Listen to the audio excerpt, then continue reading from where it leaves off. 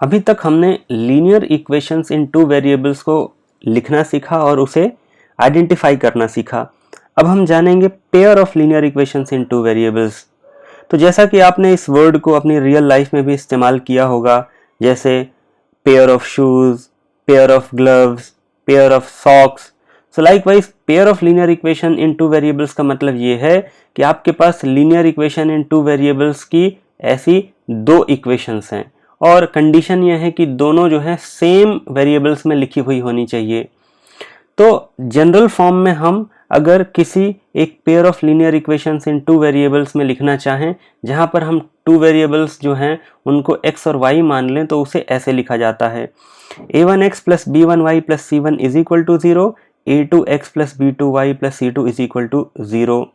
यहाँ पर जो सबस्क्रिप्ट 1 या फिर 2 है ये डिनोट कर रहा है कि ये फर्स्ट इक्वेशन है और ये सेकेंड इक्वेशन है। खाली इक्वेशन नहीं, ये है linear equation in two variables. तो first linear equation in two variable and second linear equation in two variables, ये दो होने के कारण ही इसे combined pair of linear equations in two variables कहा जाता है।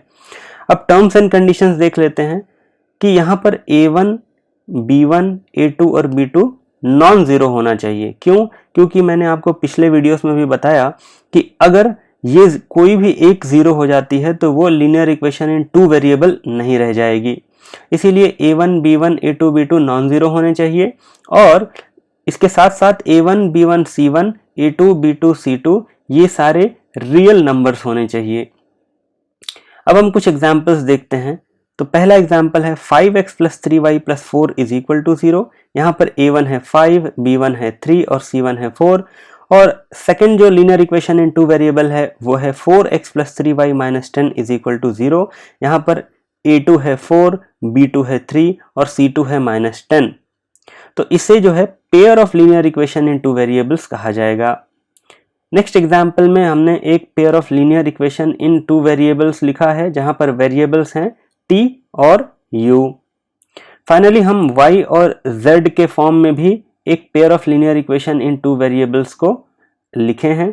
यहाँ पर अगर आप देखें तो ये जो सेकंड इक्वेशन है ये दो वेरिएबल्स में लिखी गई है y और z में। इनका हाईएस्ट पावर 1 होने के कारण इन्हें linear equation in two variable कहा जाता है।